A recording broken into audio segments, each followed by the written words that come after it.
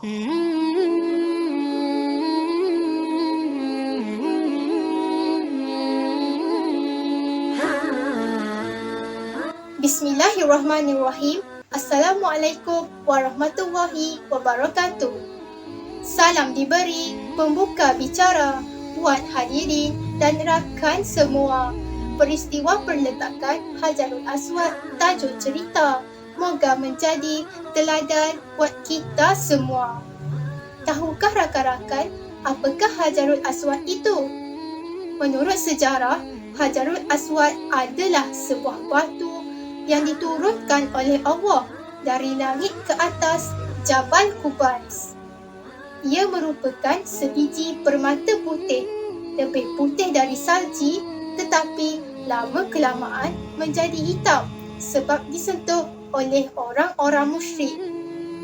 Rasulullah SAW bersabda yang bermaksud Hajar Aswad turun dari syurga dalam keadaan lebih putih daripada susu.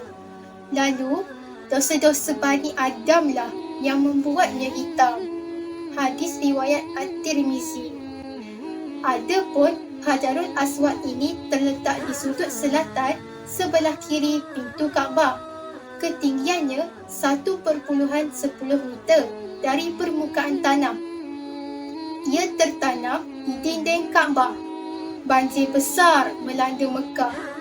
Runtuhnya sebahagian dinding Kaabah. Hajarul Aswad berubah kedudukannya. Banyak kerosakan, juga kerugian. Kaabah perlu segera dipulihkan. Setelah banjir beransur surut, tiada siapa berani meruntuhkan baki dinding Kaabah yang tinggal bagi membinanya semula.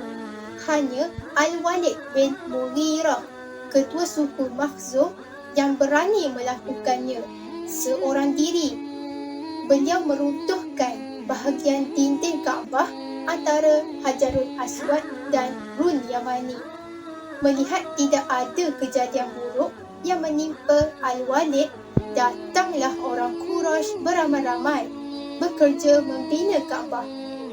Ini kerana Kaabah merupakan tempat suci bagi mereka.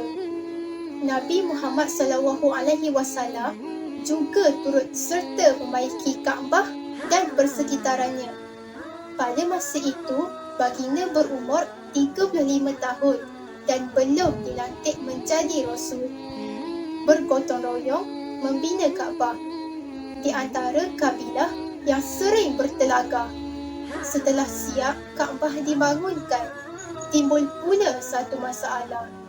Rakan-rakan, setelah Kaabah hampir siap dipulihkan, berlakulah pula perselisihan faham di antara beberapa kaum, iaitu Bani Hashim, Bani Makhzum, Bani Auf, Bani Asad, Bani Abdul Dar dan juga Bani Adi. Perselisihan faham yang berlaku adalah berpunca daripada hak penentuan perletakan Hajarul Aswad ke tempat asal.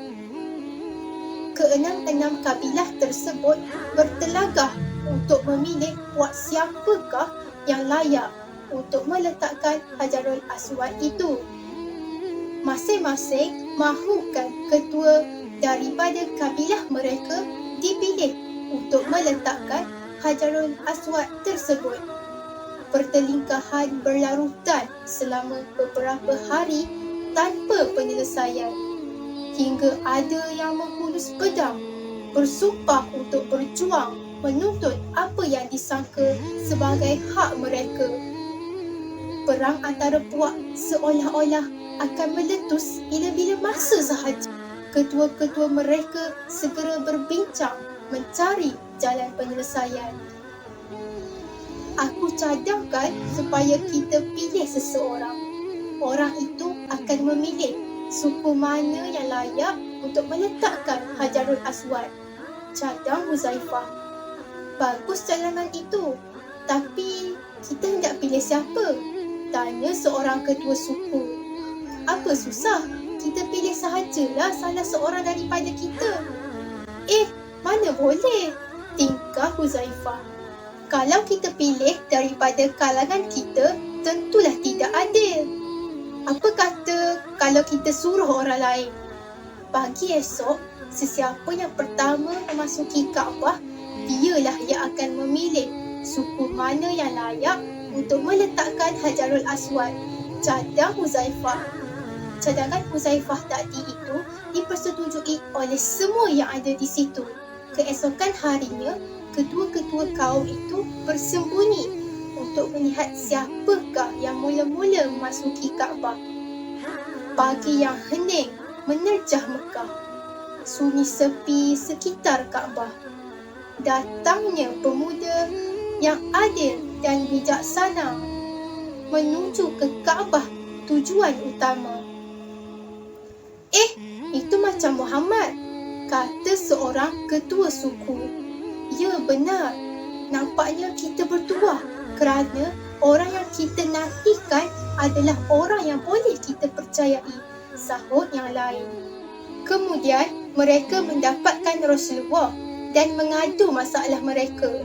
Baginda Rasulullah berfikir sejenak, lalu membentangkan serban baginda. Baginda mengambil batu Hajarul Aswad dan meletakkan ke atas serbannya. Semua ketua suku diminta memegang tiap-tiap ujung serban itu. Setelah itu, Rasulullah menyuruh mereka mengangkat serban itu bersama-sama. Apabila sampai di tempatnya, Rasulullah sendiri meletakkan Hajarul Aswad itu di tempat asalnya. Kawan-kawan tahu apa pengajaran daripada cerita ini? Pengajarannya ialah sikap tolong-menolong adalah amalan yang mulia. Kita juga sepatutnya mencontohi peribadi Rasulullah yang turut membantu menyelesaikan konflik perselisihan faham antara kabilah Arab tersebut. Cara Rasulullah sangat adil. Semua suku berpuas hati. Kebijaksanaan baginda dipuji-puji. Gelaran Al-Amin baginda diberi. Baginda sedar bahawa mereka sangat gembira. Baginda berharap suku-suku kaum Quraisy itu akan terus berbaik-baik dan tidak bergaduh lagi. Sekian, wabillahi taufiq wa hidayah. Assalamualaikum warahmatullahi wabarakatuh. Terima kasih.